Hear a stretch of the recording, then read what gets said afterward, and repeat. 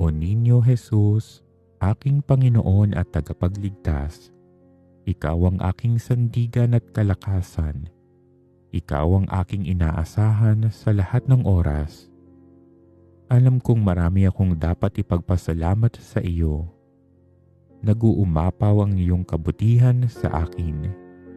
Kaya maraming salamat sa mga biyaya at pagpapalang patuloy mong ipinagkakaloob sa akin at sa aking pamilya. Masuklian ko nawa ng papuri at pagmamahal ang iyong awa at kabutihan sa akin.